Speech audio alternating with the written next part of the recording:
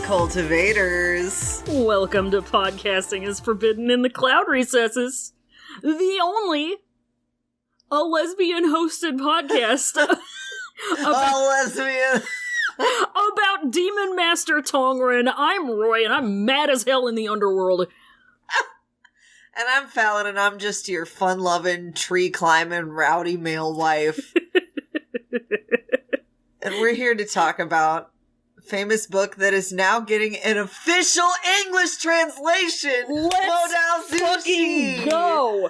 Woo! Fam!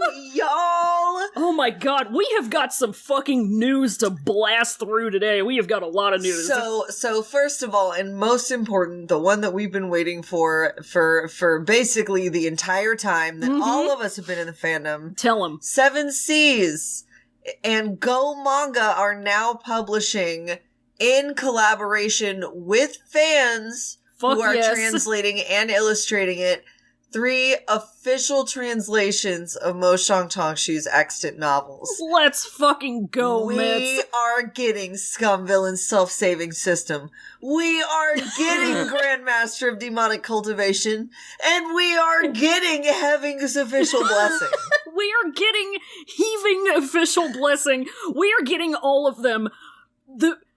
Finally, some good fucking food. The last country in the rotation to get official translations, but we got there, folks. We got there. We fucking did it. We did it, finally. All of the translation websites are taking their translations down. Exiled Rebels has announced that they're taking theirs down. End of an era. But you know what? Absolutely. It's all in service, it's all in favor of this fucking finally, at last. I'm going to get all of them personally to me. I'm gonna be so broke because you know what? Yeah. It goes to MXTX. It goes to MXTX. Directly contributes to her. Them, whatever. At this point, I'm gonna start using they because I love that. I'm taking out my debit card and I'm swiping it right between MXTX's lips. Yeah, it directly supports the author, and that's all you should be concerned about. I encourage absolutely everyone to do what they can to get their hands on at least one of these books and support this creator that we are also fervently otherwise in support of. Yeah! Now you can do it monetarily if you're an English-speaking person. It's Praxis, folks, and you know what we love on this podcast. It's Praxis. We love a little Praxis here. So that's the first piece of big news. That's the first piece of big news. The second piece of big news is that we got not 1 but 2 trailers this past week. We can't stop getting trailers. They cannot stop dropping trailers. They dropped one where Guangshan got 2/3 married. Absolutely. They did 2 out of 3 of them bows. So you know what the fuck is up. Which is accurate to what happened in the book, too. It is accurate.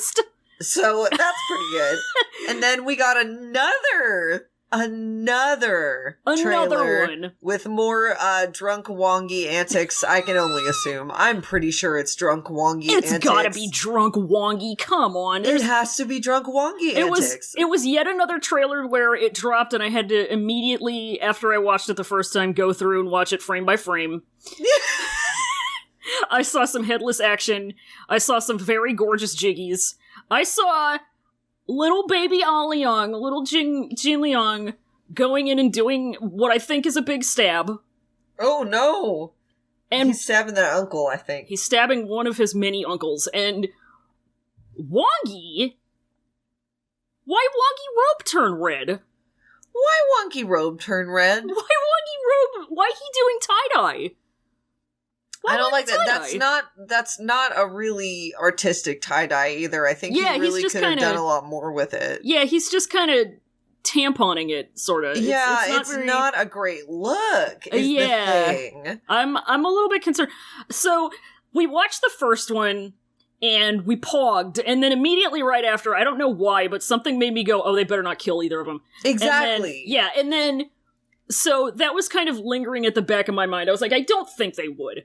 I really don't think they would. But it's been haunting me.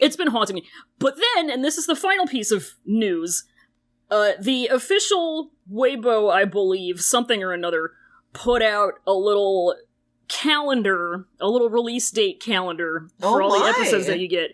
And each episode has a little image. So it's like, it has like, you know, if you're a VIP member on WeTV or whatever, you're gonna get episodes 24 and 25 this Saturday. Oh shit.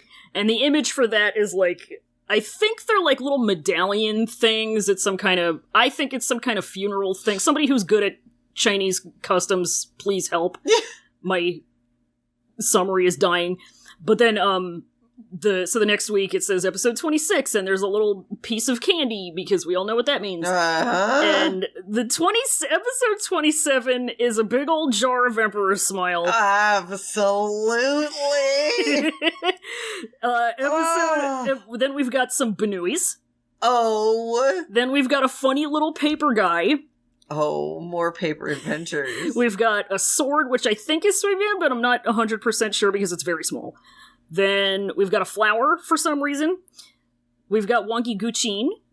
Oh. We've got a flower that looks a little bit fucked up. Oh no. It's kind of missing some petals. I wonder if that's symbolism. Do you think is it by chance a Sparks amidst Snow Peony? It's a little pink guy. A little pink guy. It's a little Pinkman. It's a little Jesse Pinkman. I don't know.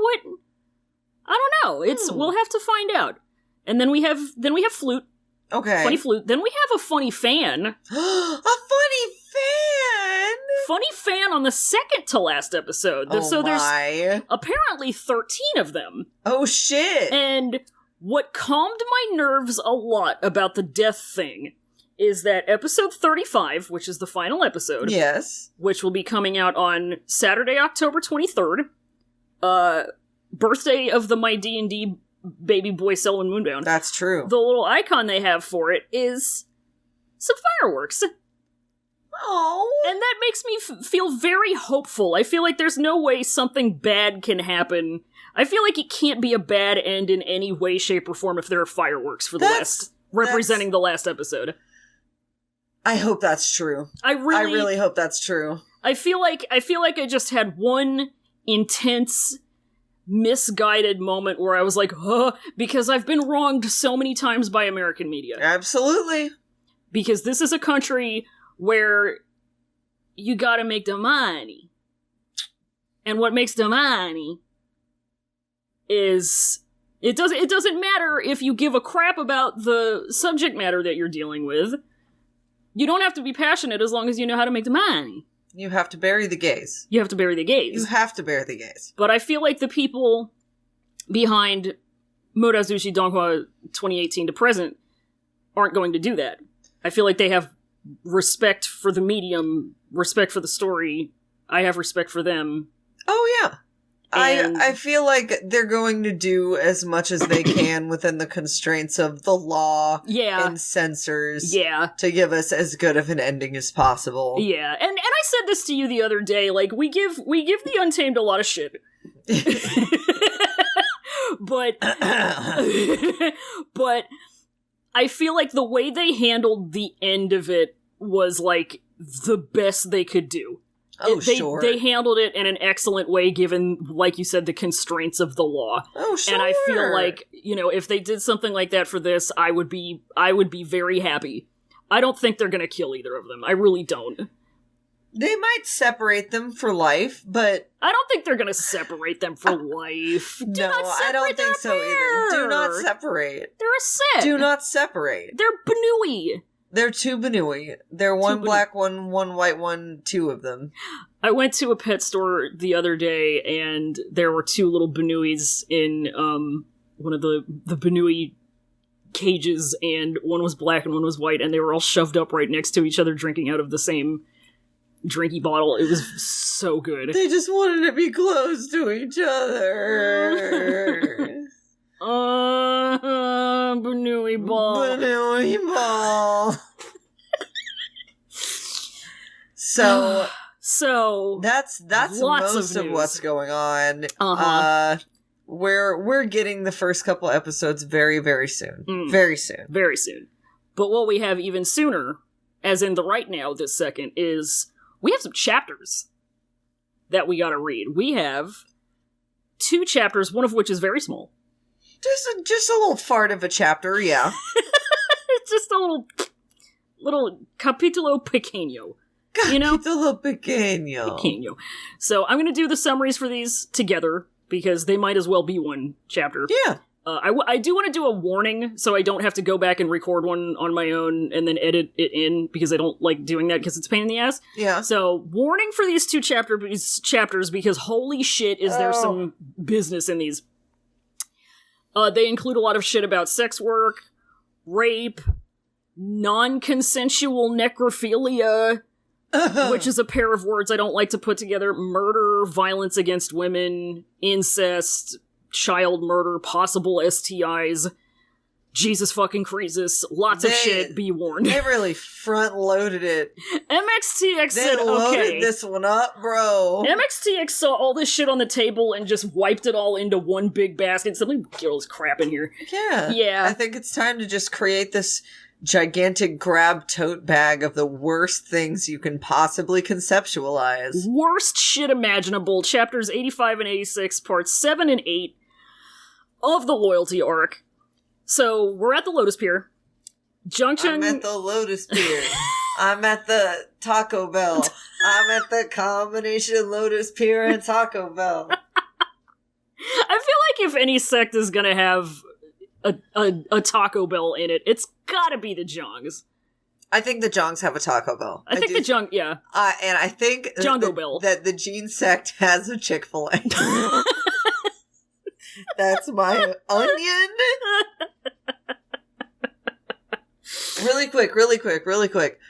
Okay, Jong sect, Taco Bell. Jong Gene sect, sect, Chick-fil-A. How about the rest of them? Lon sect does not eat, No, Lon sect's got like a Salad Works That's or what, something. yeah, they've got Salad Works.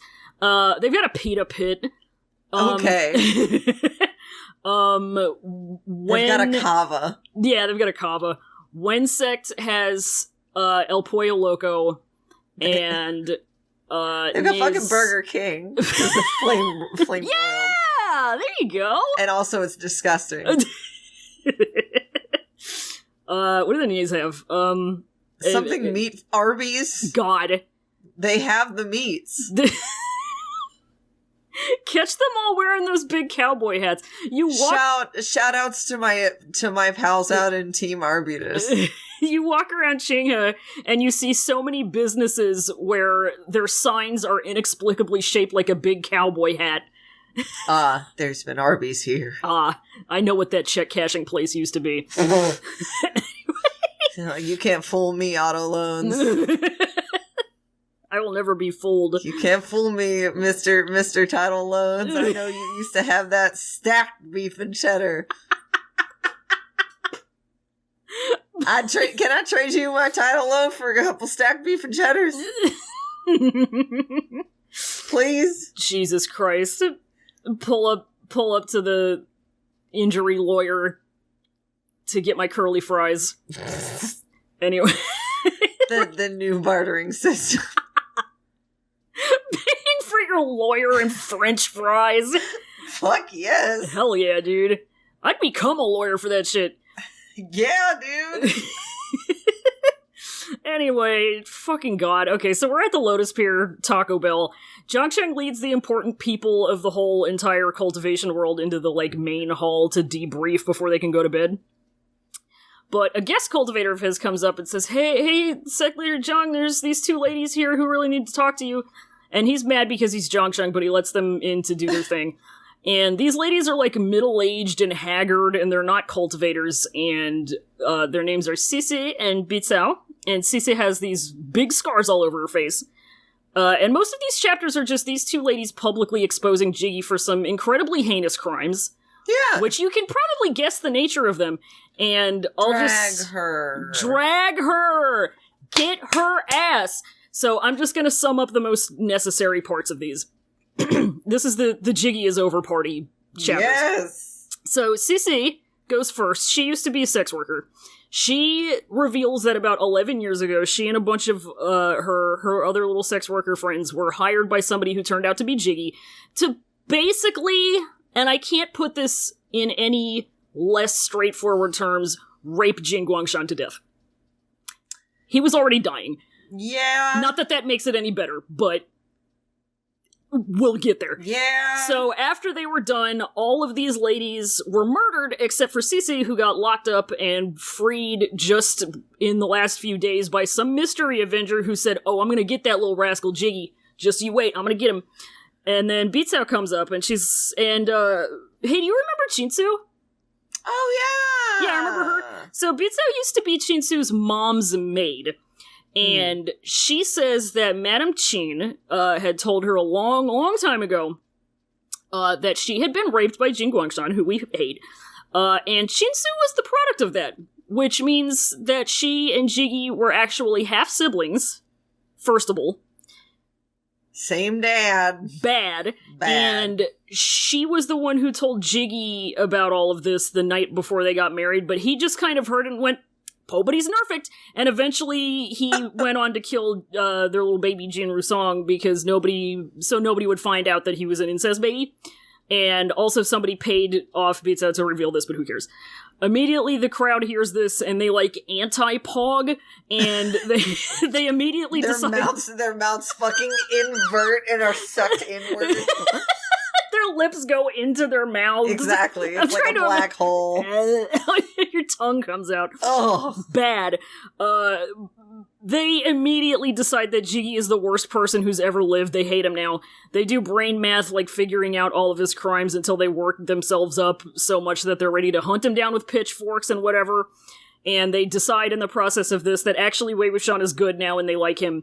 And he watches this and he's like, "Oh my god," laugh. And then he and Wongi look at each other like, "This is stupid," and they disappear to get some street food outside and get started on some shenanigans the end. They literally just dip to hang out.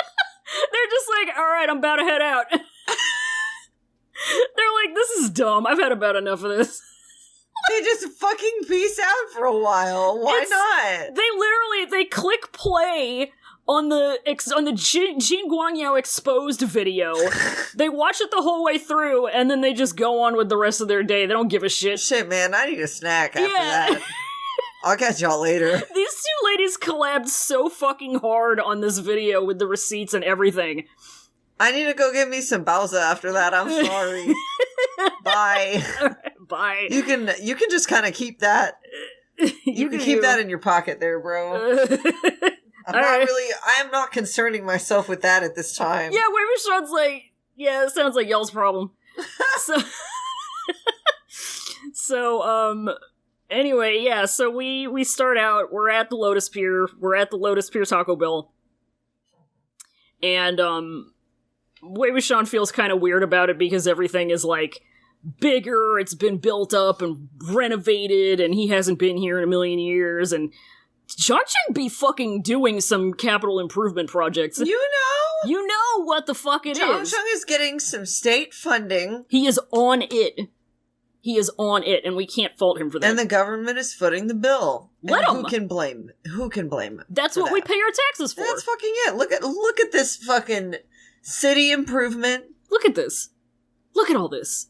It's gorgeous. He's planted some trees. He's doing such a good job. I really do genuinely like this, though, because it's this, obviously you gotta hand it to our man JC here. Oh, yeah, he's a bastard. Yeah, But he's a good sect leader. Yeah. But, so he's getting everybody in. He's like, "No, nobody's going to sleep yet. We're debriefing. We're having a chat about all of this before you come and sleep in my damn house that you invited yourselves to. Not that I forbade you or anything." So, I literally invited you in my own tsundere way, but fucking go off.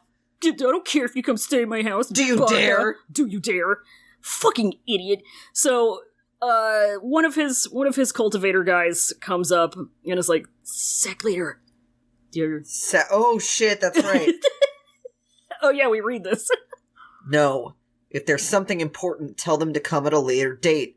Don't you see the situation right now?" "I told them already. The two ladies said that they were here for none other than today's matter." "What's their background? Which sect do they cultivate at?" "None. They aren't cultivators either.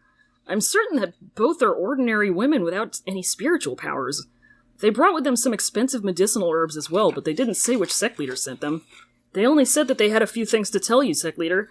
From their words, I judged that what they were speaking of was no small matter. In case they feel disrespected, I already placed them within one of the guest residences. The medicinal herbs haven't been stored yet either.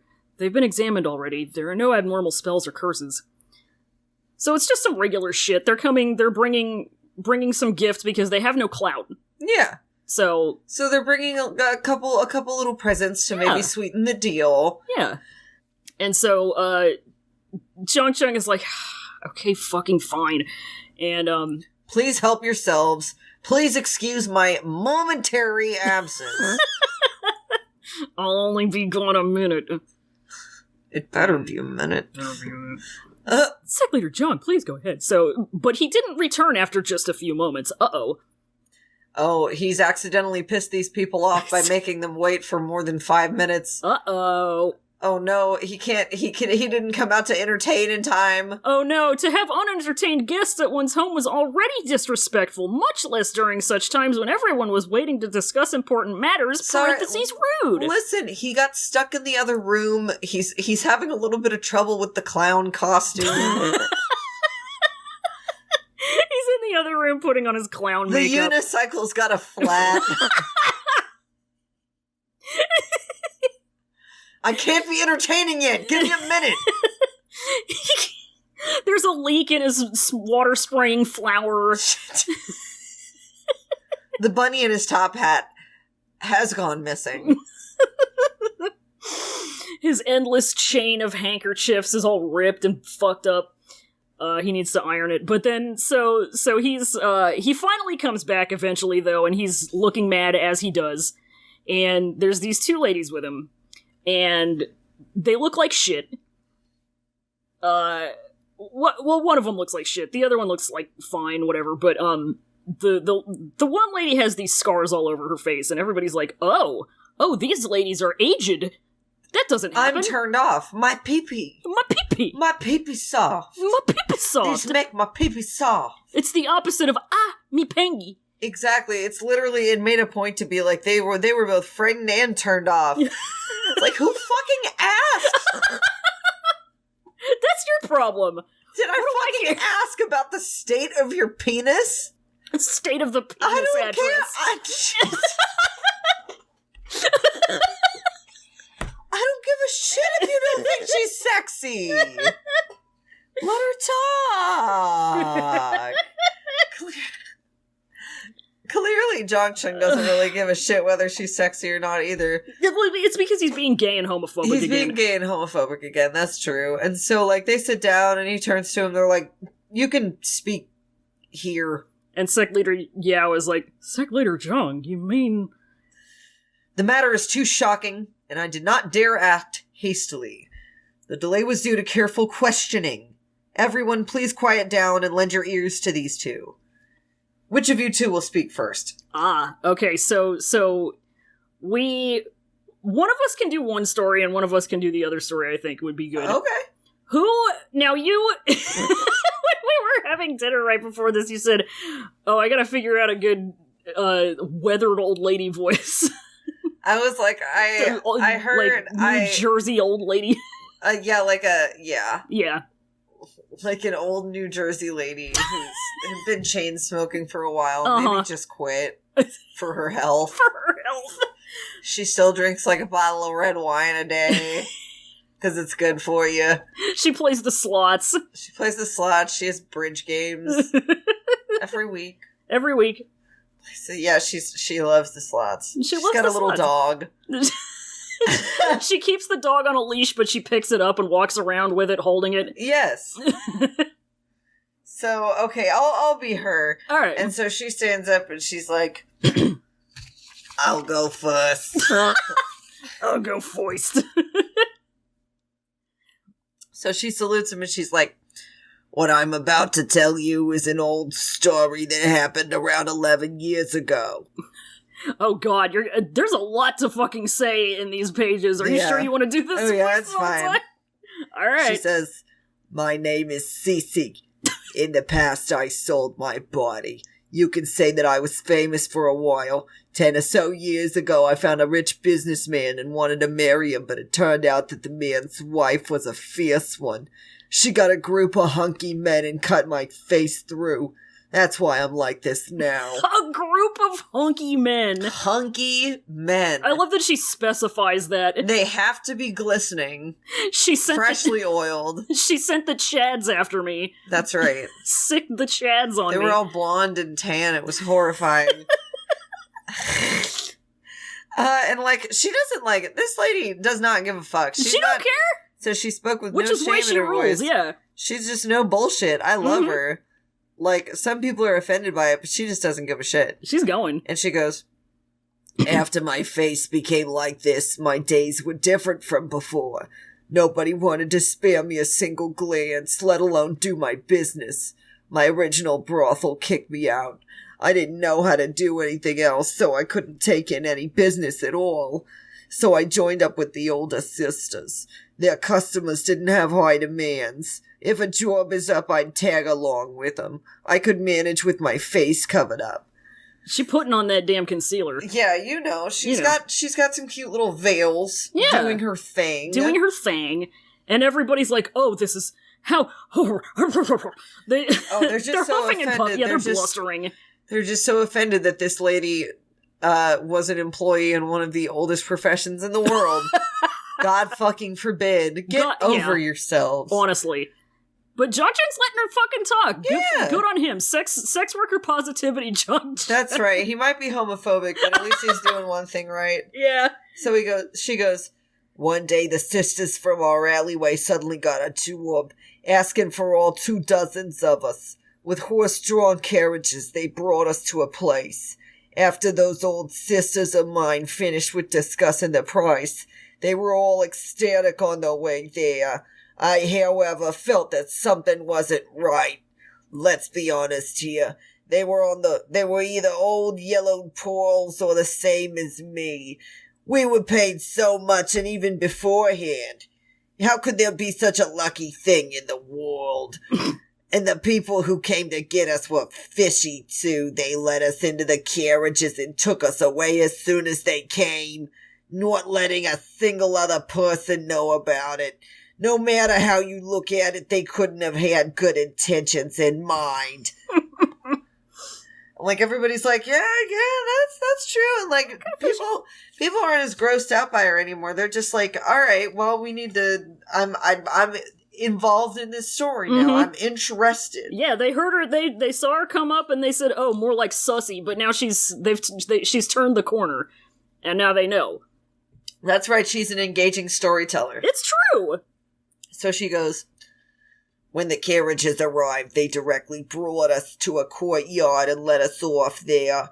None of us had ever seen such a tall, grand, glorious house before. We've all been dazzled blind, too scared to make a sound. A boy leaned against the doorway, playing with a dagger. Wonder who that can be. I know. He let us in when he saw us. He closed the door and we entered the room. In such a large room was only 2 people. A man lay within the brocade sheets on a large bed. He seemed to be 30 or 40 years old, probably sickened to the verge of death. When he saw that people entered, he could only turn his eyeballs. And somebody's like, 11 years ago. 11 years ago? This was... Beforehand, somebody had already told us what to do. One after another, we had to use our best skills to look after the person lying on the bed. We weren't supposed to stop for a single second. I even thought that it was some brawny hulk. Who knew it'd be a sick man? How could such a man endure our looking after? I bet he'd give his last breath before we finished a single round. Could the dirty old man really be looking for such a death? And they were so wealthy, too. It definitely wasn't that they didn't have the money to hire younger, prettier ones. Why did they have to hire us old, ugly ones? I was thinking about this even as I crawled on top of them, when suddenly there seemed to be the sound of a young man's laugh. I jumped from the scare. Only then did I realize there was a curtain beside the bed and a man sitting behind the curtain. Dun, dun, dun, dun, dun, dun, dun. Oh, God. Guess who the fuck? And everybody's like, oh. I didn't know he was a freak like that. You freak like that! Oh, he's a freak like that. You fucking freak like that. And she's like, I finally realized that this man had been sitting behind the curtain the whole time. When he laughed, the man in the bed suddenly struggled, pushed me away, and rolled off the bed. The person laughed even harder, talking as he laughed. He said, Father, I brought you your favorite women. There were so many of them. Are you happy? And everybody's like, ooh, a smiling face appeared before her. Oh my God. And it's Jiggy. It's Jiggy. Uh-oh, and the half-dead man inside the bed had to be Jin Guangshan. You know it was Jiggis. This entire next paragraph is just talking about how fucking nasty Jiggis is. Yeah, how nasty Jiggis is and how well his death actually suited him. Yeah. I think definitely was the goal. Yeah. You know, Jiggy really could not have his father dying a dignified death after everything that had been done to him in life, so he decided he would do the most. Yeah. And, I think he accomplished that. Yeah, Jiggy said, hey, Dad, remember how I came into the world? Remember that? Remember that? Do you remember that cute little thing? That's how you're gonna leave the world. Goodbye, bitch. Sorry, baby. Sorry, baby. See you in hell. And so then, it's fucking bad. I know that there's been, there's been a good amount of discussion about, so we see Jiggis in this state where he's, dying in his bed, and he looks like fucking dying Skeksis Dark Crystal, and he's crumbling to dust, and I've heard a lot of shit about, people talk about, he probably had some kind of sexually transmitted, illness of some kind. Yeah. Which is likely... Yeah. Mr. fucking around. I mean, the first thing that this paragraph talks about is, he had been so amorous his whole life that he was almost obscene. He left his love everywhere. He left his seeds everywhere. Man be fucking. He be fucking. And sexually transmitted illnesses have existed since time immemorial. And people be fucking. People be fucking.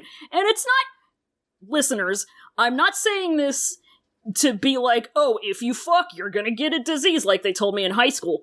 But I'm saying it because if you fuck the amount that this man fucked in his life... If you fuck copiously and without any safety around it... The odds are gonna go up a little bit. Is all. Just be smart about it. Just be smart. Wear a condom. Don't be Jiggis. Yeah, come on, just wrap it. Yeah. It's not that serious. Don't be Jiggis. I mean, it is that serious. It is that serious. And wrapping it... I promise you, it's not going to ruin the experience. Read this book and you will know that the one thing you want to avoid being for your entire life is Jiggis. Do you want to be young Mr. Syphilis? Young Master Syphilis? Young Master Syphilis. Oh, God. Gonorrhea Zune. We don't want this. Gonorrhea Zune! Leave it alone! No! Jiggis couldn't. So so everybody's gasping and they're like, "Oh, that's disgusting." That's disgusting. I mean, he was gross. He kind of deserved it, but that's Jiggy, you a freak for this one. Oh yeah. But so she's not done. Oh no. So she goes, "The middle-aged man wanted to shout and struggle, but his body was weak. The boy who let us inside opened the door again, grinning as he dragged him onto the bed again and tied him up with a rope, stepping on his head. He told us, 'Carry on, don't stop even when he's dead.' Had any of us been through such a situation before? We were scared half dead, but we didn't dare disobey. We had to continue. At the 12th or 11th round, that sister suddenly screamed, saying that he really was dead. I went over and checked. He'd indeed kicked the bucket. But the person behind the curtain said, 'Didn't you hear me? Don't stop even when he's dead.' And sect leader Ouyang, little baby boy's dad, is like, no matter what, Jin Guangshan was his father by birth. If this was real, then it's just too... When I swore that the man was dead, I knew that we were done. We wouldn't be able to escape either. As expected, when we finished, those old sisters of mine were all killed. Not a single one of them was left. And then Mr. Wei Ying finally speaks up. This is probably the longest it's taken him to speak in any chapter I know. that he's physically been there. Then why are you the one who lived? I don't know. Back then I begged again and again. I said that I didn't want the money, that I definitely wouldn't say anything. Who knew that they really didn't kill me? They took me to a place and locked me inside. I was there for 11 years. Only recently did someone save me by accident and I could finally escape. Who was the one that saved you? I don't know. I've never seen the one who saved me. But after my savior heard about what happened to me, he decided not to let that pretentious, immoral man continue to fool the world. No matter how powerful he is right now, my savior said that he was going to expose all of the things he did and deliver justice to all those he hurt, letting those poor sisters of mine rest in peace in the underworld. Get his ass. Absolutely. Fuck this ass. dude. Fuck this dude. For fucking real. I wonder if we could possibly compile a list of who the people are who could be this mystery man, our mystery savior. Really, God, the list, it'd be tough. It'd be tough. I think the list would be like one name long. Yeah, I'm not gonna say what name it is. I think I don't even have a funny joke to back that up. Although, we are approaching this from the fact of we do know who it is. Well, yeah, allegedly. and we do have to qualify this with allegedly, like it's the news. I'm trying to think back to when I first read the novel, mm-hmm. and I'm trying to think back to how much I expected this. Mm-hmm. See, I ruined myself because I missed to read the damn wiki beforehand. Yeah, and I'm like, I'm pretty sure that I was expecting Jiggy to be the one. So this didn't blow me away too bad, but it was still pretty well put together. Yeah, well, I'm talking about who released Miss Thing here. Oh yeah, huh? Yeah. Shit. That definitely that one definitely threw me for a loop a little bit more until a little more towards the end, mm-hmm. when I really thought about it. I was like, okay, girl. Okay, girl. Yeah. Okay, girl. Get your life, bitch. Okay, bitch. Okay, bitch. You do your fucking thing. So that's where we go into chapter 86 of them. 86 of them. It's Loyalty Part 8. Part 8. And Wei Wuxian immediately, he's still talking. Then, is there any proof to your words? No, but if I said even a single lie, I swear my corpse will rot and not even have a coffin to lie in. Fucking tell him. Sect Leader Yao is like, with such clear details, she definitely isn't lying. It has to be Hank! He's just Hank to me! It has to be Hank! It has to be Hank. Oh god, and Lan Shiren... Lan Shiren be thinking. He makes the looking face. He posts the thinking emoji, and he looks at this other lady. And he goes, I think I have seen you before. Oh, I gotta figure out a voice for this fucking... Okay, see, my instinct is to just do another, like, hagged out old lady voice, but, like, I can't...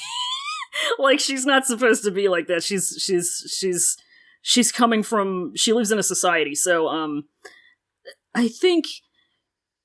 Or no, no, I know what voice I was gonna do. You got it. I think you have. Oh my god. And so everybody's like, what the fucking... So the other lady is,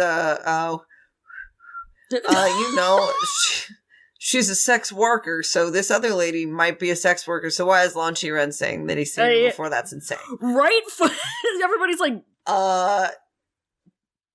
I thought you didn't even use that dicky. Is this a new side to you that we're just seeing now, sir? Excuse me? And she continues, and I guess to clear it up. Yeah. During the Yuling Qin sect's discussion conference, I often accompanied my madam. And another female cultivator's like, the Yuling Qin sect? You're a maid of the Yuling Qin sect? And people are putting things together. They're squinting and saying, they're hooting and hollering. Yeah. You're Bizao, Madame Qin's personal maid, Bizao, right? And so they're talking about Madame Qin, who was Qinsu's mom. The wife of the leader of the Qin sect. And Bizao is like, but I'm no longer at the Qin sect. And sect leader yells, like, do you have something to tell us too? And he's like, it says he's thrilled, standing up as he slams his table. Do you have something to say to us too? But she's like, spill the tea! Jesus. What I'm about to say happened a bit earlier, about a dozen years ago. I served my madam for many years. I watched her maiden Asu grow up. Madam had always cared for Maiden Su, but around the time when Maiden Su was about to marry, Madam was in an extremely bad mood. She had nightmares when she slept and sometimes cried too when she was awake. I thought that she was only finding it hard to let go of Madam Su. But since Maiden Su was about to marry, I kept on comforting her by saying that the man she was marrying, Mianfang Zun Jin Guangyao, was not only accomplished but also caring and devoted. Maiden Su would lead a very good life.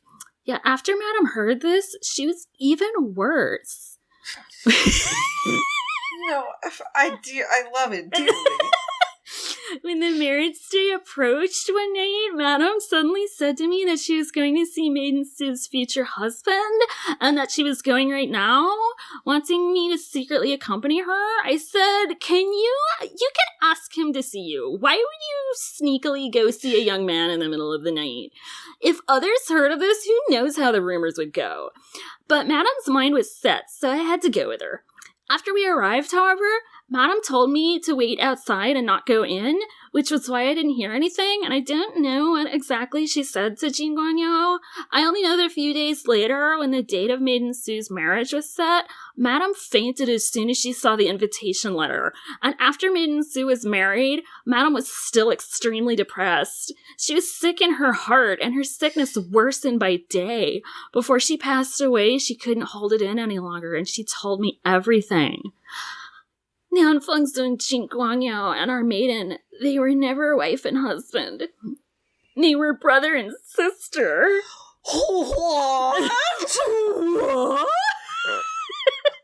Everybody fucking loses their minds. They go ape. They literally, I was about to say, they turn into a bunch of wild chimpanzees. They're just gorillas in there. And everybody's like, damn, even Wei Wuxian is like, he gets his little brain image of Qinsu, and he's like, damn, okay. Wow. She keeps going, my madam really was too unfortunate. Old sect leader Jin was a bastard. He lusted after my madam's looks, and once forced her when he was drunk outside. How could madam resist? She didn't dare say anything afterwards either. My master was of utmost loyalty to Jin Guangshan, so she was more than scared. Jin Guangshan might not remember whose daughter Maiden Qin was, but my madam could never forget. She didn't dare talk to Jin Guangshan, knowing that Maiden Qin was very much in love with Jin Guangyao. After a long struggle, she finally went to find him secretly before the marriage day and told him a few things, begging him to somehow cancel the marriage before things got out of hand. Who knew? Who knew that Jin Guangyao married Maiden Su even though he knew she was his younger sister? And they fucked too. They and fucked, they had a kid. Nasty ass. You a freak for this. Oh my god, for how long has old sect leader Qin followed Jin Guangshan? So he even dared touch the wife of his old subordinate. Damn that Jin Guangshan. Everybody's cheeks are flapping. So it seems that nothing can be kept a secret for long in this world. For Jin Guangyao to gain a strong foothold within the Lanling Jin sect, he had to have the help of his father-in-law Qin Sangye as his backbone. How could he have chosen not to marry her? He really is the most immoral person in all the world.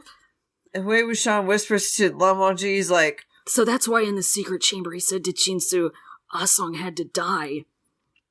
Uh-oh. Yeah. Yeah, so everybody starts doing the brain math about that. Everybody remembers baby. Oh yeah, and sect leader Yao is like, judging from this, I dare to guess that his son wasn't assassinated by another at all, but rather by his own hands. That's asinine. and why so? Oh god, I have to do an entire paragraph. Yeah, you do. Most of the children born from closely related brothers and sisters end up being dull-witted. Jin Rusong was only a few years old when he died, precisely at the age when young children begin to learn.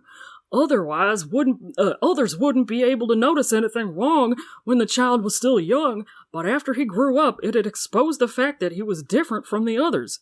Even if they didn't doubt the relationship between his parents, if a dull-witted child really was born, it'd be inevitable that others pointed at Jin Guangyao, saying that such a child was born only because he had the dirty blood of a prostitute in him. How sharp, sect leader Yao! How sharp! Everybody's kind of sucking his dick a little bit. Everybody turns into fucking Columbo. 100%. Sect leader Yao, he keeps going, and the one who killed Jin Rusong just happened to be the sect leader who opposed his construction of the lookout towers.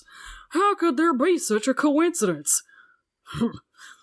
Either way, no matter what, Jin Guangyao didn't need to keep a son who'd likely turn out to be an idiot.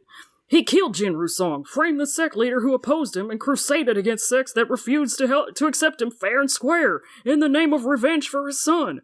Although it was heartless, it killed 2 birds with 1 stone. What tactics, Lian Fangzun! And then Wei Wuxian turns to Bitao, and he's like, oh god, I'm doing all of the voices. No, I'll take Wei Wuxian. Okay. Wei Wuxian's like, the night of Koi Tower's discussion conference, you saw Chinsu, didn't you? She nods. That night, in Fragrance Palace, Chinsu and Jin Guangyao were in quite a big argument. She said she went to meet someone, that this person told her a few things and gave her a letter, that this person definitely wouldn't lie to her. Was she talking about you? Yes. Excuse me. That wasn't Wei Wuxian. That was very honorable, not blaming it on him. He's had enough blamed on him. I feel like it's time to give him a break. The straw that broke the camel's back is saying you smelt it, dealt it. That's right. And so Wei Wuxian goes, for how long have you been keeping this secret? Why did you suddenly decide to tell her? And why did you suddenly decide to publicize all this? Because I had to let Maiden Sheen know just what kind of person her husband is. In the beginning, I didn't want to publicize it either, but because of Madame Chin's inexplicable suicide at Koi Tower, I had to uncover this demon's real face to seek justice for my Madame and Maiden Chin. And Wei Wuxian goes, and he smiles, and he's like, but have you never thought what a blow it'd be to her after you told her? Or do you really not know? That it's because you went to tell Chinsu of the matter that she killed herself. And sect leader Yao is like... Sect leader Yao is like, now this I can't possibly agree with. Would hiding the truth be right instead? Somebody else is like, the other people are not to blame. Madam, Chinsu was still too fragile. Chinsu was so pitiful. Back then, I even envied her. I thought that she had a really good life. She had a good birth and a good marriage, the only mistress of Koi Tower with how devoted her husband was. But who knew? That's why these seemingly beautiful things are often full of holes beneath the surface. There's nothing to envy at all. And Wei Wuxian thinks to himself, perhaps it's precisely because of these people who comment in joy masked as pity that Chinsu decided to take her own life. And like... my man's thinking. Get their asses, quite honestly. Call them the fuck out. Get them. Like, truly, though. Honestly. So he looks at Bitso again, and he sees that she's he kind of likes the way her ice drips. Yeah, in the light. She's dripping, though. She's got this big, nice bracelet, and it's not something that somebody in her position should be able to afford normally. Mm-hmm. So he's like, nice bracelet. She pulls her sleeve down, and then fucking Huaisong off to the side is like, but who exactly, the person who sent these two here? Like, I wonder who that sexy, beautiful, well-dressed person could be. My God, what did their hair look like? Was it really shiny? Did you like the way their eyes dripped? Did they do a really good job on their eyebrows? Because they worked really hard on it, I'm just saying. Was their haircut fucked up? Please tell them that their haircut was fucked up. And then Sect Leader Yao is like, worry over these. No matter who it is, there's one thing we can be certain of. He's a man of justice who's definitely standing on our side. That's not right. That's what some people are saying, apparently. Wait, no, sorry. Oh God, cut that out. And everybody's like, that's right. No, that's right. No. And Wei Wuxian's like, the one who saved Maiden Sissa is definitely remarkable, wealthy, and has time on his hands. But a man of justice? That's not necessarily true. Wongi speak up finally. Wongi say, there are many points of suspicion. And they make a point here. If Wei Wuxian said this, not many people would pay attention. But since the one who spoke was Lan Wangji, the crowd quieted at once. And Lan Qiren's like, and where do those points lie? Hello? The first of two extremely good things that the text says about Wongi in this chapter. Wei Wuxian... He just commands a crowd, bro. He does! He's good! We all look at Wongi and we all pog. We look at him and we say we like it. We do! We click like on Wongi. Sorry about it. Yeah. I don't make the rules, I just follow them. So Wei Wuxian answers. And Wei Wuxian's like, now, there's quite a lot of them. For example, with how cruel Jin Guangyao is, why would he spare Sissa after having killed more than 20 people? Now we have the witnesses, but what about the material proof? And everybody's like, this bitch being a contrarian. And they get offended about it, quote unquote. Sect Leader Yao is like, this is called the net of heaven has large meshes, but it lets nothing unwanted go through. And Wei Wuxian just, smiles and shuts up, which is interesting. He grinning. Interesting. He just posts benevolent. So everybody's, thonking. Everybody just hits thonking. And then Wei Wuxian is like, alright, okay, I'm gonna let you do your thing. I don't give a shit. I wouldn't have cared a while ago, but now, you know what? You, whatever. I don't care. Sure. So everybody starts throwing shit around. Who knew this person could be so ungrateful and immoral?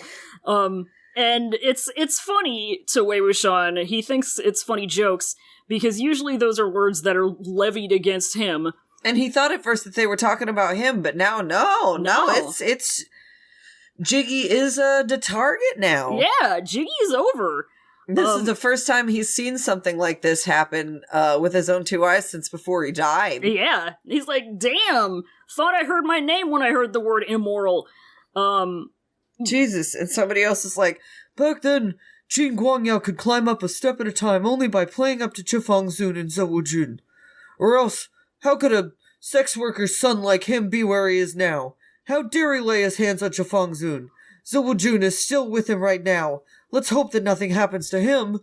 He's fine. He's just getting his dick wet. Exactly. And none of them have any idea, or they didn't think that NMJ's death had anything to do with this, but now, all of the sudden,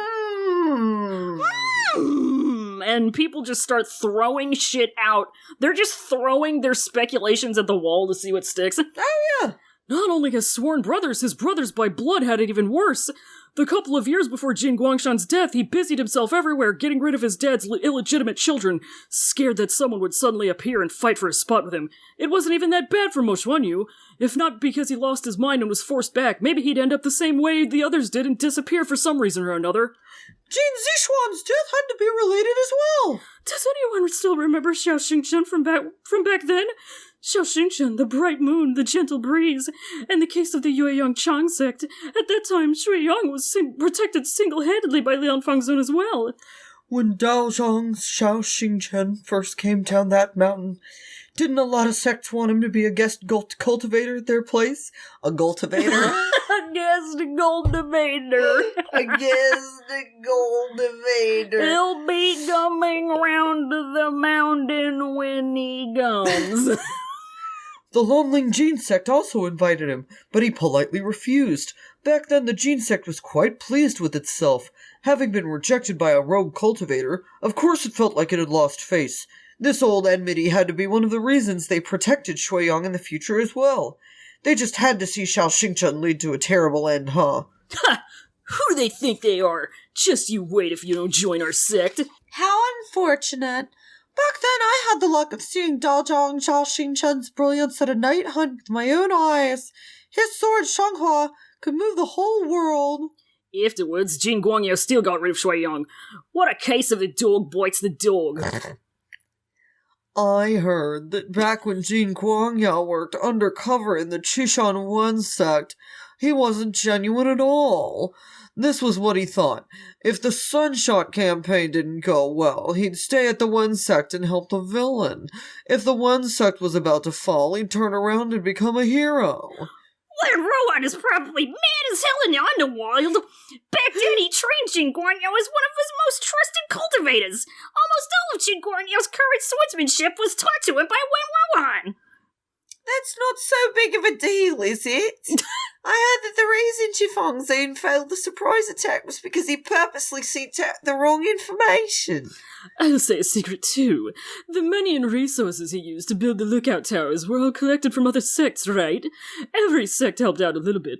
I heard that he secretly takes this amount. I don't know why that turned into Stewie Griffin. That was just supposed to be some random... It's not. You hit me out and then you hit James. You need to do Jesse next. Oh, God. Oh, heavens! So much? He really is shameless. I thought he really wanted to do good back then. All of our sincerity was fed to the dogs. And Wei Wuxian is just fucking laughing. He's like, if they're rumors, why the hurry to believe them? If they're secrets, why would you come to know them? Like, just thonking to himself. Just the secret genius. Yeah, he is the secret genius. He's using logic and reason. And these people are just getting too excited. They're just getting excited about something that they can throw their passion out. Yeah, they're whipping themselves into a frenzy. But Wei Wuxian, I mean, he's been the target of these for so long that he knows what the fuck is the deal. And he's just kind of going, funny joke. It's laughable. Y'all are hilarious. Hilarious. Truly, it's laughable. It's laughable. Oh god, I have to do Jesse voice.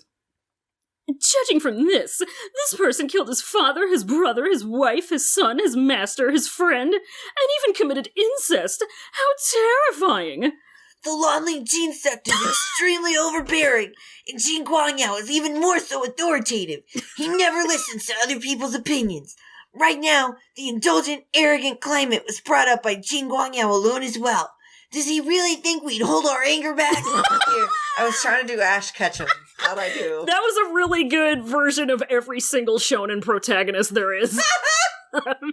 Just put them all in a blender and there you go. Fallon's voicing all of them. That's it. Holy shit. He's probably made his mind up to get rid of all of us now that he's feeling threatened by the expanding forces of the other sects. Scared that he'd be overthrown like how the Wen sect was, right? Shit, they better not be on psychic terrain, am I right? Hey! Shout out Dump Truck. Got that dump truck. That's Got my sweet them. angel. And sect leader Yao goes, Since this is the case, let's make what he fears the most a reality. Attack on Koi Tower! they just love to attack shit. They love to attack. Take a fucking nap! You were at it like an hour ago. Oh my god! They just get so amped about shit, dude. They can't even help it. Relax, it's not that serious. So everybody's cheering and hooting and hollering, and Wei Wuxian's thinking to himself, right before today, he was still the Lian Fangzun whom everyone praises. Just a day, and everyone wants to beat him up. The turntables. How the turntables. And then somebody turns around and says, Mr. Wei, Jin Guangyao has got the tiger seal in his hands. We'll entrust this matter to you. Wei Wuxian's like, huh? He says, Excuse me? Whoomst? He says, Mr. Wei, whomst? Because people be calling him Wei Dog. People be calling him Wei Ying. People be disrespecting the fuck out of him. And this is the first time he's been called Mr. Wei by anyone other than, like, Lan Sishui and, like... Yeah. Forever, probably. Yeah. And so even somebody else is like... That's right! Nobody ranks higher than the Yiling Patriarch in this path of cultivation. Now things are looking bad for Jin Guangyao. And Wei Wuxian is like, y'all gotta be... Are y'all crapping me? Are y'all okay? You gotta be crapping like me, the dude that you were just doing a siege on like 4 hours ago. Y'all were trying to kill me less than a day ago. You're shitting me. And so he's like, okay, you know what? Sure, fucking fine. And then we like jump cut to everybody, everybody has eaten and they've discussed doing pitchfork mob crimes, and 2 people are missing, as it happens. So, like, where the Yiling Patriarch and Hongguangjun? They call him Patriarch Yiling. Yeah. And They're trying so hard to respect him. Zhangsheng does a double take, and then he asks his little guest cultivator buddy. He's like, where are they? The 2 went to change after they left the inner hall. They said that they wouldn't be taking part in the banquet, that they wanted to walk around a bit and would come back later. The same as before, without any manners. And here's where we get the other extremely good thing that the text says about Wang Yi. This seemed to include Lan Wangji as well. Displeasure could be seen on Lan Qiren's face. If Lan Wangji had no manners, manners wouldn't exist in this world. With such a thought, he began to grind his teeth at Wei Wuxian again, being a bad influence on his beautiful, perfect little boy. His perfect little baby 36-year-old boy.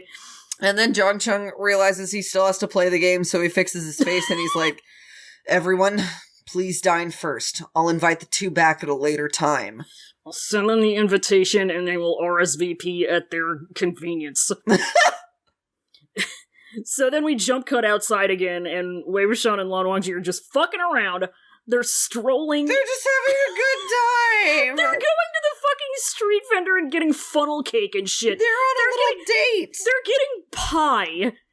Yeah. They're on a pie date. I think they're getting little handheld pies, like little Bowser or something. Yeah. And that's really nice. They're getting their little McDonald apple pie. He walks over, he's looking, he's like, good thing we didn't eat with them. Lan Zhang, come here. The pie's really good. It's my treat. Can we have 2, please? It's his treat. Yeah.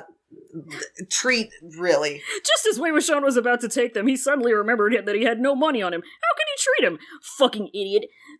But Wang Yi's already a step ahead. He's like, I got this. He literally was already paying for it while Wei Wuxian was floundering. Yeah, He's you put that hand back in your pocket, King. I got this. He's like, uh-oh. My apologies. Uh-oh, Stinky. Why is it always like this? Seems like every time I want to treat you to something, it doesn't work out. It is fine. Yeah, but then I didn't even have to pay when I ate at the dock. I grabbed whatever I wanted, ate whatever I wanted, ran after I grabbed boxes I ate. A month later, the vendor would get the reimbursement from Uncle Zhang. And Wang Yi is eating so politely, he takes his little nibble of his pie. Yeah. Now you do not have to pay either. Idiot. I can't fucking stand this idiot. He just cackles like a fucking hyena. God. So he eats his little bud.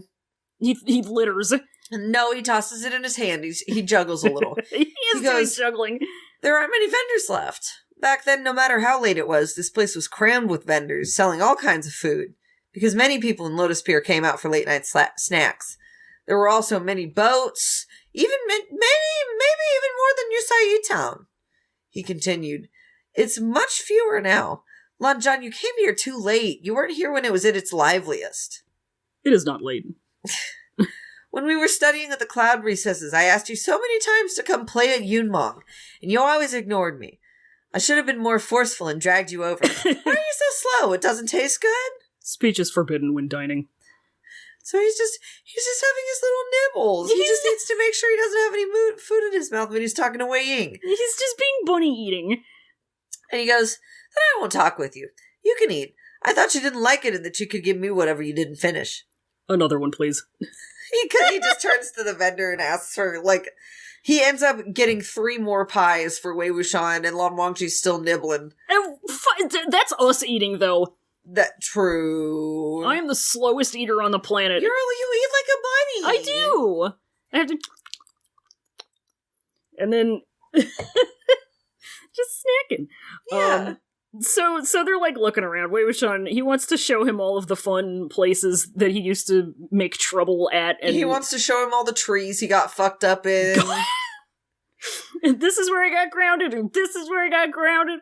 So he walks up to a tree and he slaps it and he's like, "This baby can hold so many me's." He goes, "I've climbed this tree before." This fucking one line. Lan Zhan, look at me, look at the tree. Idiot. Lan Zhan, look at me, look at the tree. He goes, "I've climbed this tree before." And Lan Wangji is not impressed. You have climbed every single tree on our way here. Wei Wuxian's like, "But this one's different. This was the first one I climbed after I came to Lotus Pier. I climbed it in the middle of the night. My Shijia came out to search for me holding a lantern. She was scared I'd fall down the tree, so she prepared to catch me on the ground. But what could she catch me with her thin little arms? And so I still broke one of my legs." Why did you climb the tree at night? And he's like looking at Wei Wuxian's legs. Yeah. Wei Wuxian's like, "There's no why. You know, I love fooling around outside at night." Dirty ass, nasty ass, goofy ass, doofy ass little boy. He's a nasty ass boy, and for whatever reason, that's the end of the chapter. Yeah, that's where we ended. So next time, what we do next time is gonna depend on how quickly we get subs for Donghua Season 3, Episode 1. There's a pretty fair chance, I think, that we won't have them in time for the next episode to come out. And I know with Season 2, they put, like, English subbed episodes up on the official YouTube, like, a week after they premiered or something like that. Yeah. It kind of feels more ethical to watch the official YouTube releases. Although, yeah, it is a Tencent property, so ethics, LMAO. Whatever. Even though Season 3 premieres this weekend, we might not talk about it for another 2 weeks. We'll see. You'll find out when we put out our call for questions. It'll either be the first episode of Season 3, or we're going to finish out the loyalty arc. There's 3 chapters left, but they're all very, very small. And there are 3 chapters of Zhangchen getting owned. So, hey. We love to see him get owned. We do love to see him get owned.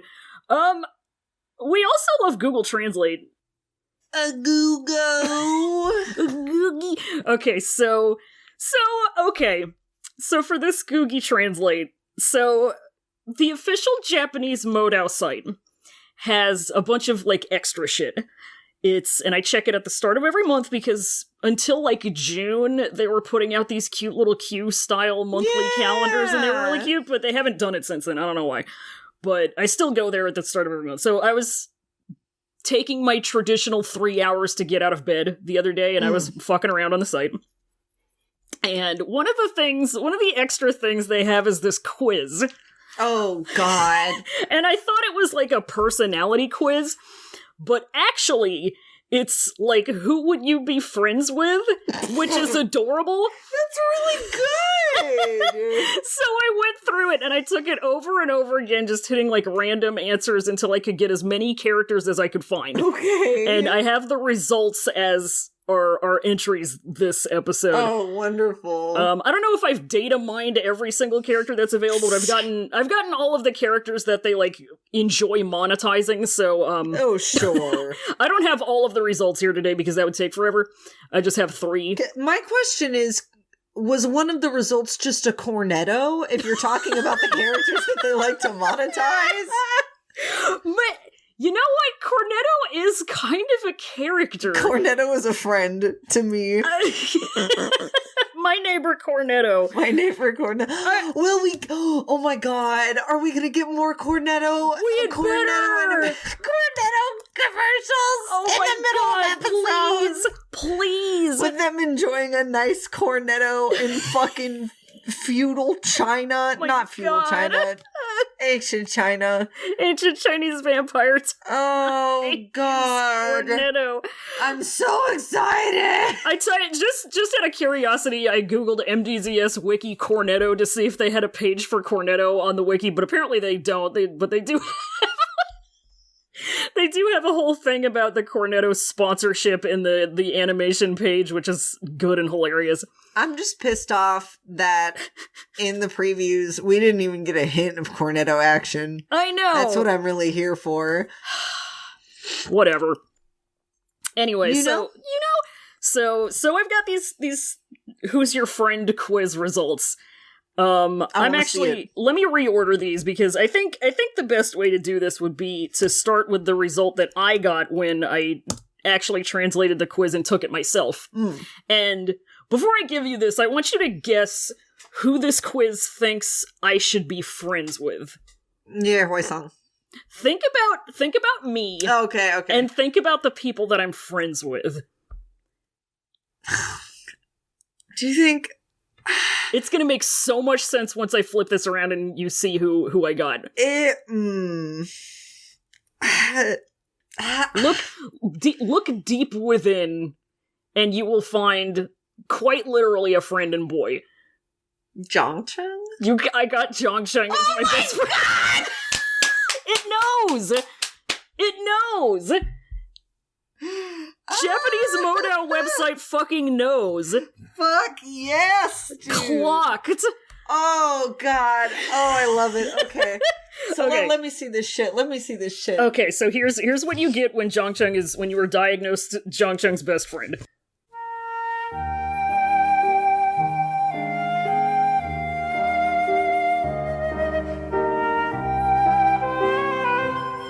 Although he sometimes takes a cold attitude, Asumi takes good care of him. She should be amazed at your whimsical behavior. It's important not to forget your gratitude. Do you think he'd be amazed at my whimsical behavior? Do they think Zhangcheng's behavior is whimsical? I think, okay. Whimsical? By whimsical, do they mean he, like, does things by his own whim? Here's what I think. No. I think what it's saying, I think it got the pronoun wrong, and I think it's saying that, like, I'm the silly one and he's the straight man. Hilarious. God! So, I'm the one exhibiting whimsical behavior here, I guess, in this situation. Sort I of think. a John Anderson type one. That's me. I'm the one going around and shaking my little tambourine and singing about whales and what the fuck ever. Changed the world. Changed the world. Final message. My final message saved a whale. Saved a whale. My final message. Dang it. This is inscrutable if you don't listen to bad late 70s Oh yes. Man, sorry for God. the niche shit, y'all. I will not apologize for the niche shit. My whimsical behavior. Am I whimsical? I'm not whimsical. A little more whimsical than many people because you're a creative person. I guess that counts as whimsy. That does seem like something Zhangcheng would look down on. Yeah. He should be amazed, but he sometimes takes a cold attitude, so you know how it is. Zhangcheng hates funding for the arts. Yeah. He hates it. I won't forget my gratitude, though. Okay, so our next result, and this is the one where I started fucking around and I was like, oh, this is funny. once I knew what it was. And this is the one that made me go, okay, I gotta put this in Google Translate. Okay. This is the wongy result. This is what it tells you when you get wongy as your friend.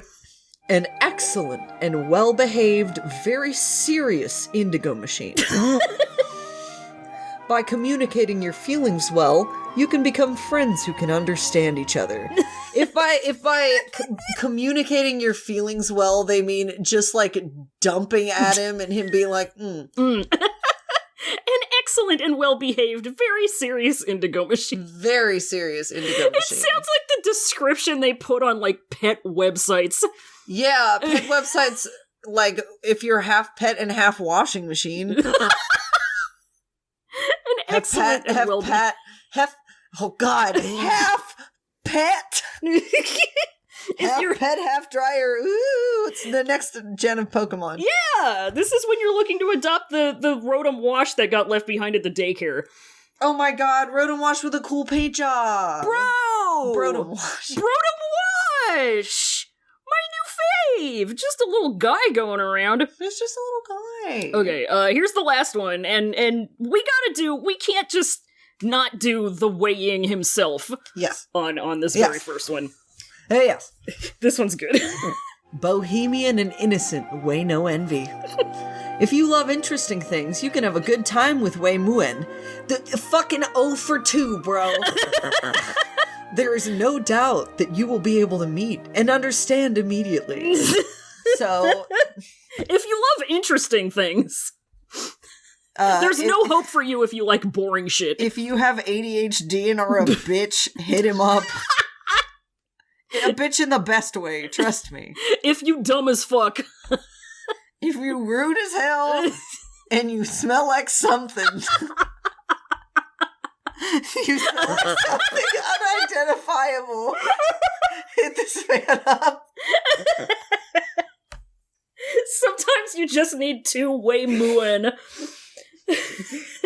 Sometimes you just need 2 Muen. Muen will do what you want. Bohemian and innocent. It's really okay. I mean, yeah, you know, I guess I would agree that overall he's pretty innocent. Not like as far as war crimes go, let's be clear, but to play morally. To play Japanese website quizzes advocate, it did have a picture of little teenage baby Wei Ying as the result. So I'm assuming okay. Then in that context, sure. Yeah. Just a fun-loving, foolish, stinky little boy. Smoking behind the bleachers type guy. Bohemian and innocent. Yeah, you know. You know. So, okay, Bohemian, he's smoking weed behind the bleachers. He's absolutely. Blint. A blint. So that's fine. Smoking blints. I think it'll be good for him. In the long run, it's called a bunt.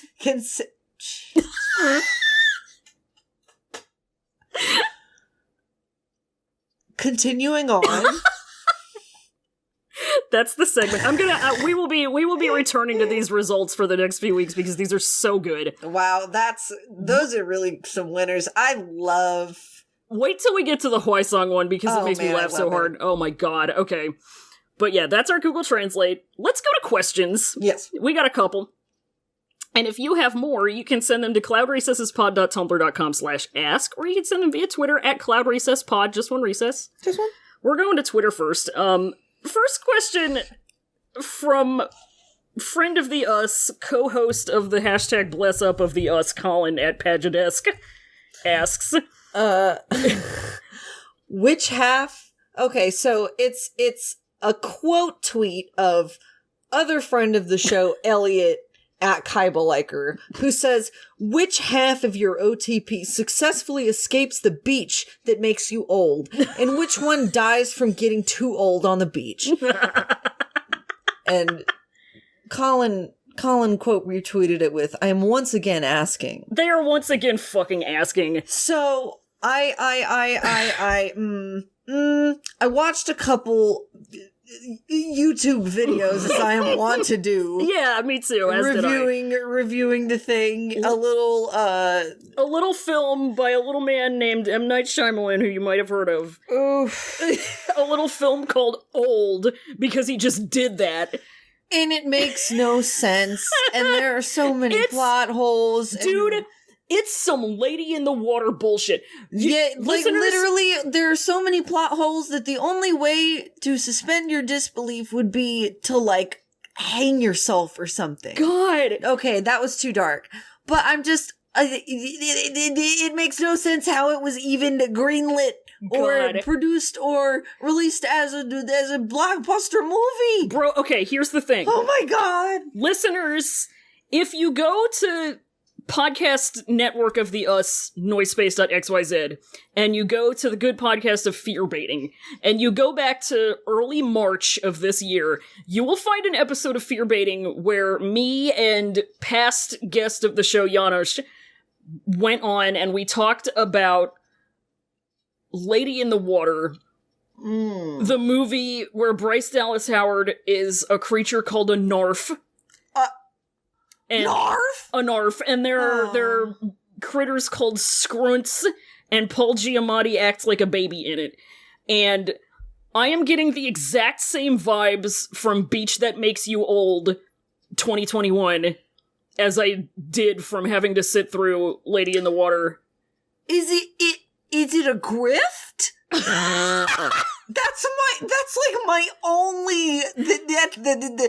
the only explanation I can come up with. This man laundering money. This isn't even answering the question. I just, like, every time I think about Old, or like the past, like, 5 or 6 movies that this man Shyamalan has made, He named it Old! He called the fucking movie Old. And it's based off of a comic book that's called, like, Sandcastle or something. Sandcastle, which is so much better. Oh my god! And he said, nah, you know what this needs to be called? I got just the word.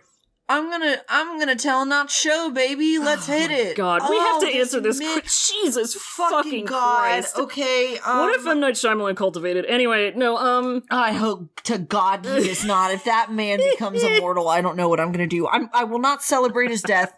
Okay, that would be horrible. I just really do not want to see him living 100 more years, because that means like 200 more terrible M. Night Shyamalan movies. Remember how he cast himself as like a martyred prophet in Lady in the Water? Anyway, okay, no, we gotta, who escapes the beach that makes them old, and who dies from diagnosed beach old? Wei Wuxian, probably. He's crafty enough, and following Wei Wuxian, Lan Wangji, they would probably figure it out. Yeah, I don't think pretty quickly. Yeah, they're not gonna. One or the other is not going to leave the other behind. They don't do that. Yeah, either that, or I mean, they're gonna do it through that avenue, or they're smart enough that they're gonna figure out all of the plot holes, ask why the fuck this doesn't make sense, and the universe is gonna tear in half, and they're gonna walk out the other end. So they went either way. Yeah. In my opinion, that is the only way that I just. They're gonna go through. What the fuck is that movie? They're gonna go through the entire incense burner on the beach that makes you old, and Wei Ying is gonna have a baby after 6 minutes. Anyway.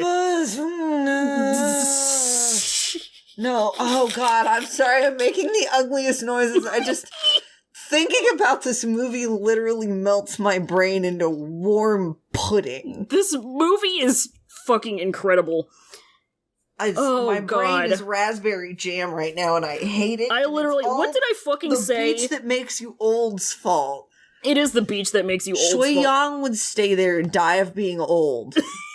Zhang Cheng would Wei Wuxian would take Zhang Cheng with him if, Zhang Cheng were there.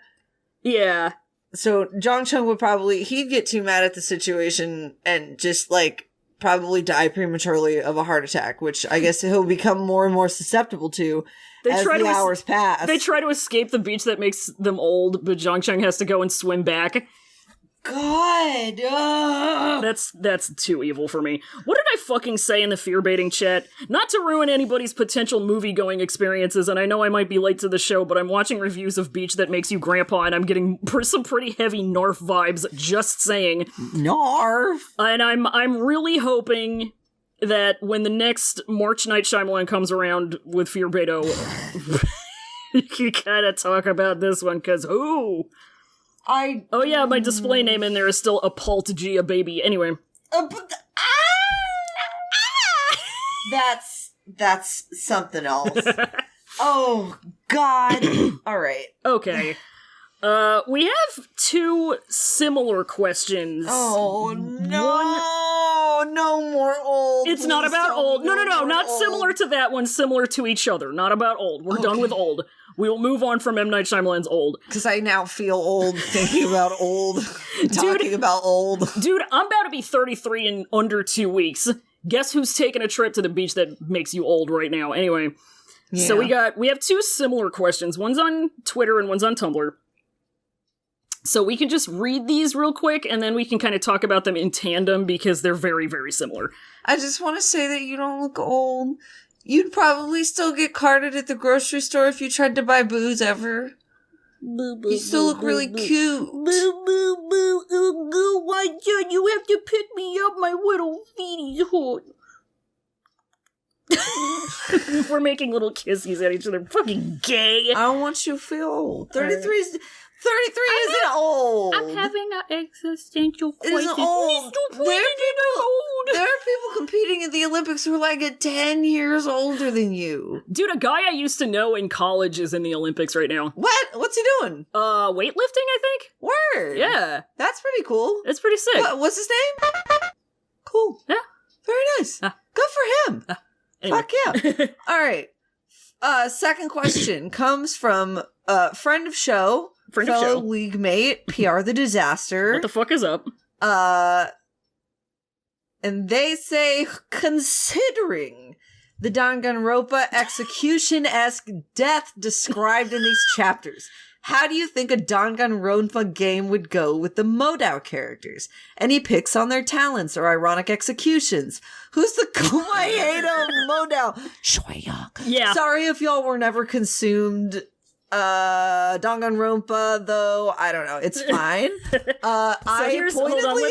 Let's go to Tumblr real quick and read this similar questions just so we can answer these at the same time. Anonymous asks, in keeping with the spirit of these chapters, if not the tone, which hashtag ironic punishment would you like to see enacted upon a fictional character of your choice? Oh boy. Okay, so let's talk about so one of the few things I know about Danganronpa, other than they look funny when they just stand there with their fists at their sides and yell, and they're yelling. They're yelling. Yeah, and it's funny, fine. And also just kind of the entire concept of Komaeda is the whole concept of funny ironic punishments and deaths. Yeah. I know that there's a motorcycle man who gets, like, I guess, centrifuged in a motorcycle cage until he dies from it. Wow. Yeah, there's like a death roller coaster. Everybody dies in some hilarious way. So, and we know that we saw a hilarious, quote unquote, karmic death in these chapters. So, and I also know that the characters in Danganronpa, like they get like, hey, this is your big thing that you're good at. You get one thing. You have exactly one talent. And you're the super high school level that thing. Oh yeah. Yeah. So I guess we have that to talk about. Absolutely. So fiction. Let's start with fictional characters we want to funny kill. No, okay. I don't want to talk about wanna, but for whatever reason, the first person that I thought about was Jong Chung. I was like, okay. I'm thinking about ironic deaths. I'm thinking about maybe falling on your own sword. Falling into a giant pit of swords. Oh my god. Jong Chung would do the, metaphorical falling under. He's too prideful, baby. He's too prideful. God. He fell down an elevator shaft onto some bullets. Just bullets just sitting straight up in the air. That's how they work. Yes, absolutely. God. So that, unfortunately, is my first thing. He would be a super high school level dickhead. I mean, yeah. I'm sure someone on Tumblr still has that URL. Give me just a damn second. Super high and if not super high school level, SHSL probably. That's true. Okay, yeah, super high school level dickhead spelled out isn't anything. SHSL, super high school level dickhead. Nope. All right, any account that had that has probably been deactivated since 2017. And probably better for it. I will say for complete transparency that I actively avoided Danganronpa. Yeah. Because I hated the fandom.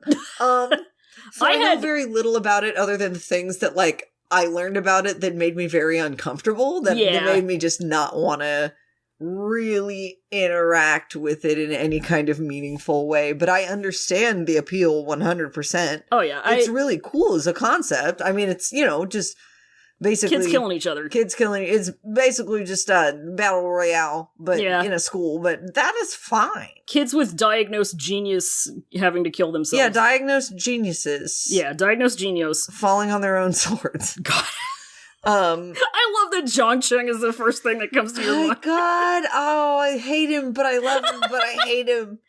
That's just how you looking in the Helga Pataki locket. Milkstrology was right about the Libra Horizon shit this week, man. God. I'll tell you, man. Jesus. Milkstrology's never wrong. Christ. Oh, God. Yeah. Zhang Wanyan.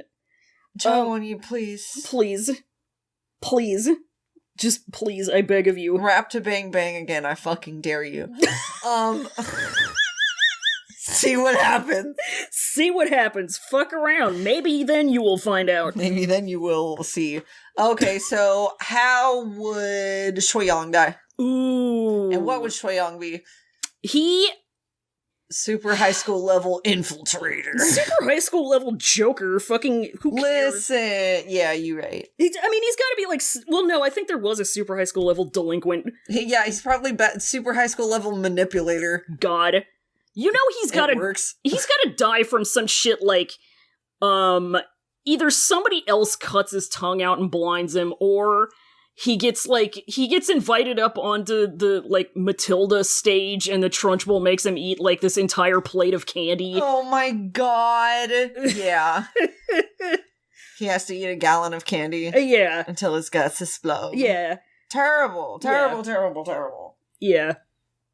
Who else we want to kill? How about, I wonder if, let me see something. Random MDZS character generator. Just so I can, Wen Chao. Okay, Wen Chao. All right. I mean, he kind of got his, though. Yeah, that was very good. That was pretty unbeatable, actually, thinking about it. Oh, this generator gave me Wongi. I don't want to do that to him. No. He doesn't deserve that.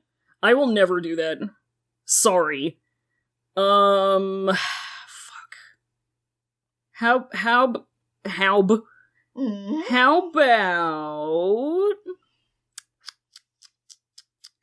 Oh, I know what I'll do.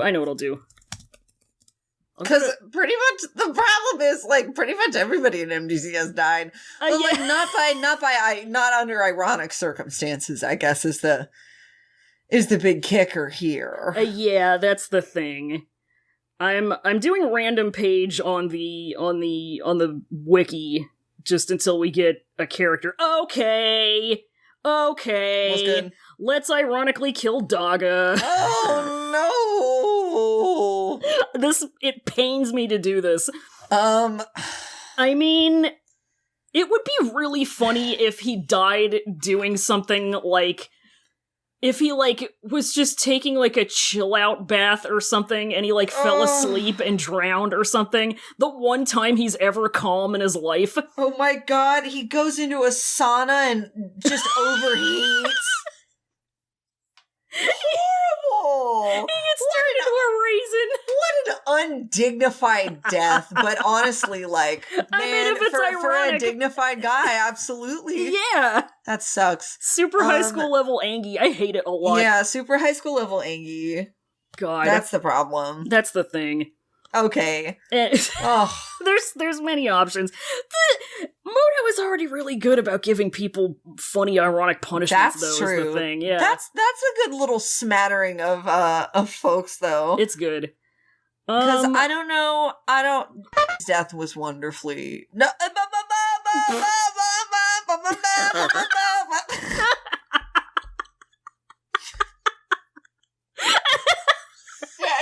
Sorry. It's okay. That's what Skull Trumpet exists for. Sometimes I burst out in the fucking. What is that? The Star Wars battle music.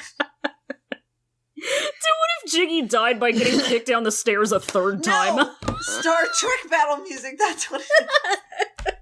Oh, God. Just getting kicked down, like, 9 flights of stairs. He doesn't make it that time. He got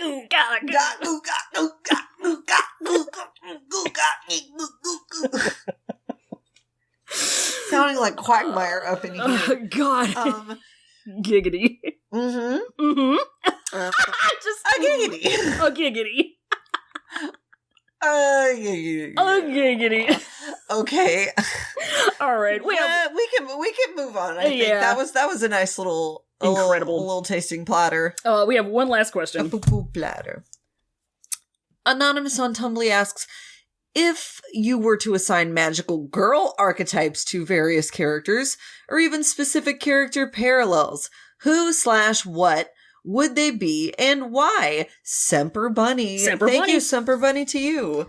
I might need a primer on what exactly magical girl archetypes are, but I mean, I know I can probably name them. Like, there's the serious cool one, there's the studious one, there's the bubbly one, there's the one that really likes fashion. I did see... There's the rude delinquent one. Oh, God. There's, like, one who's an idol. Yeah, there's... Oh, yeah. The fashion one, I think, is the idol one that I'm thinking. Probably, yeah. The idol is definitely more accurate. Mysterious one. I saw a post either this morning or last night where somebody was, like, picking out all of the parallels between Zhangcheng and Zakuro from Tokyo Mew Mew. Purple. Whip. Oh... Cold and standoffish. You did. Do you know who had a very suppressed crush on Zakuro? This former 4th grader. Every moment in your life is leading up to the one that you're experiencing at this moment. You know? All right, Ram Dass. Listen. Oh, God. I mean, the leader is always like I'm picturing bubbly, bubbly, clumsy, typical average girl, you know, that type of thing. Running to school with the toast in the mouth. I mean, type of vibes. It's gotta be Wei Ying, right? It's gotta be Wei Ying. It's gotta be Wei Ying. What if Wei Ying had pigtails? Oh, you've drawn that. I have drawn that. You have drawn that, and it was very good. We like to see it. So, like, the obviously the purple one, that's Zhangcheng. I feel like the best type of magical girl archetype thing that we could go with is what color they are. Yeah. The pink one, purple one, blue one, green one, red one sometimes. Yellow one sometimes. Yellow. There's always a yellow one. Sometimes the yellow one is a monkey. Sometimes the yellow one is a monkey. Just kind of a funky one. Right? Yes, Roy. Monkey. Monk? Monk. All right. So okay, so basically blue one. Okay, here's the thing though. There's also like the black one. Yeah. Or like the dark green one, you know? And that's the Homura, which the more I think about it, Homura is also purple. Oh, yeah, that's true. But the thing about it is, oh God, because wonky very Homura-esque to me. I have definitely I have thought about this a lot. Wongi very Homura. Wongi very Homura is the thing. Spoilers for Maguka, if you haven't seen it by now, just go fucking watch it. Just say that you have. If you haven't, whatever. No shame to you, no whatever. But like at this point, it's like it's 2 hours of your life. It's not. It's like 6 hours of your life. I was gonna say though, the thing is, when I think about, like, Homulily and, like, Bad End Homura, all I can think about is, like, all of everybody's Dark Wongi AUs. Oh, yeah. Just saying. Big sexy boy, big black sexy robe. Big sexy! Big Wongi, dark, big wide. Big angry sexy boy. Wide. Okay, Wideman. Magical girl color archetypes. Yes. Archetypes. Oh god, here we go. Color-coded magical girl team tropes. Yes. Okay, blue has always been the intelligent type, reserved, kind, and also regarded in universe as being really pretty in some cases. They always seem to have water powers, which is a cliche that low-key bothers me, if not water, then ice or air powers. Thank you, whichever Pulsella on amino apps. Okay, that would obviously be Wongi. Yeah. It would be Wongi. He ice, he blue. I mean, blue. It's obvious. It's just Homura. As that is the exception. That's the exception. Homura, but make her blue. Yep. Blue Homura to me. In pretty much every media with a red or orange character, they have a hot-blooded, outgoing personality. These totally not cliche characters always have powers related to fire. They tend to be tomboys, but the super tough type, because red hair means fire powers typed in Gamzee font. If we're going with the stereotype Wenqing. Yeah, you know what? I like that. Wenqing, red. Yes. Yellow has a similar personality to pink, but toned down a bit. Basically, they're bubbly, sweet, and outgoing. Also, they're usually short. Powers are kind of a mystery, to be honest. I guess light, not much else to say here. Jiggy. Yeah. Obviously. Usually short. Jiggy, it's either powers are kind of a mystery. I guess light, that's what one of the characters in his name means. Yeah. He's giving off the appearance of being bubbly and sweet and outgoing. Here's my thing. The more that I think about this, the more I'm wondering whether MXGX was just like thinking of magical girl colors when they made MDCS. Like it's really perfect. Okay, so is there a green one? Let me look. Yes, green, okay. Green is lucky. They usually get a variety of traits, so it can range from a gentle, nature-loving girl to a tough tomboy. Green gets the nature elemental luck powers. So, not really nailing it down, but That's Hwai-Song-esque. I mean, I can definitely see Hwai-Song having nature powers. Okay. Little flower, baby, child. Yeah, beautiful. Doing the poetry, doing the art. We like it. Just trying to vibe. Just creative, very connected to nature. Pink is always the protagonist and is literally what happens when you mix sunshine, rainbows, and diabetes into a person. Oh my god. She's got the most cheerful personality, literally smiles 24/7, has buns or twin tails, her name always means something like love or flowers, and speaking of that, she uses the power of love to fight her enemies. Oh, and she's clumsy and quirky. I mean, it would be Jang Yeonli. Yeah. Yeah. Considering it's the protagonist, though, I don't know. I mean, I'm just going off of the magical girl protagonists that I can think of, and it's still weighing to me. It is. It's still weighing to me. My angel. He's just not clumsy. I will definitely give that to him. He's not clumsy. He's a very agile boy. Yeah. One last entry. We already talked. I mean, we have our purple one, but here's what this says about purple. Purple is almost always the cool, quiet, mysterious one with badass powers. She usually gets recruited last and is usually popular at school. Bonus points if she's richer in student council. She might also be the edgy MG of the group. I don't know what MG is. MG? I don't know. This does kind of sound like it could be, to an extent, Zhangcheng. Yes. Yeah. It could. It would take it. He would get recruited last because he's just off in the corner going, no! Yeah. Just more of a delinquent edge. Yeah. No, that's stupid. Just rude. Just rude. I'm not about to run around in ruffles. Yeah. You got me fucked up. You got me fucked up. Not cool and quiet. Just rude. Yeah. I mean, he's cool and quiet when nobody pisses him off. That's true. Not Like, mysterious, he just rude. tries to be cool and mysterious, and then Yes, somebody says some stupid shit to him, and he has to open his mouth. I understand. You know this fool had a Hot Topic trench coat when he was 13. Hello? You know! He's Come too on. badass for his own good. That's the problem. That's what he likes to tell himself. Badass Mafia Toolbar's ass. Looking Mafia ass. Toolbar's ass. God. Okay, it's good. I think those are our questions. Are those the questions? Those are the questions. All right. So, let's get going. Let's clean this house up. We have a Patreon. We do. Did you know? Did you know that for $1 a month, you can get a bunch of bonus extra shit? You can get a bunch of crap if It's you go... really cool. It's good. If you go to patreon.com/podrecesses, you can throw $1's worth of treats into our mouths, and you can get a special disciple role in our Discord. You get access to all the bonus content, which is like our side podcasts and all this kind of stuff that we do. We get commentary tracks, all this stuff. $1. $1. $1. Just $1. $1. For $5 a month, you can be a sect leader of the Pod Recesses world.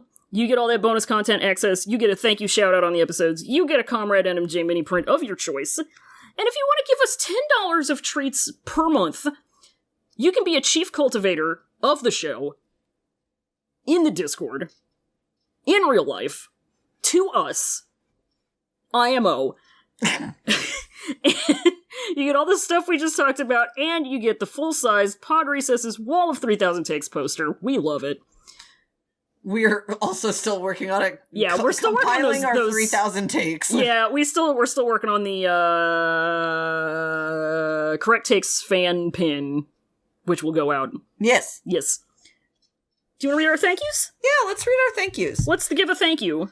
Let's say thank you to $5 sect leaders Lena, Audrey F, Elvier, name redacted, Essie Rost, Tracy Ray B, and 690 sect leader Sarah. Hell yes. Thank you for supporting us. And thank you to $10 chief cultivators of the show, Scout, Colin, Caroline, Jay, Jenna, Rachel W, Milk, and Kirsten S. Thank you. Thank you, thank you. Thank you. We love it. Thank you also to Noisepace.xyz for being our podcast network. Thank you, sect leader Matt, for letting us hang out on there. If you go to Noisepace.xyz podcast network, you can find a lot of good podcasts. Did you know this? You can find a friend in podcast. Reach within to your local Noisepace.xyz and you will find a friend in podcast. Perhaps you will find 0 to 0, which is talking about the Snyderverse.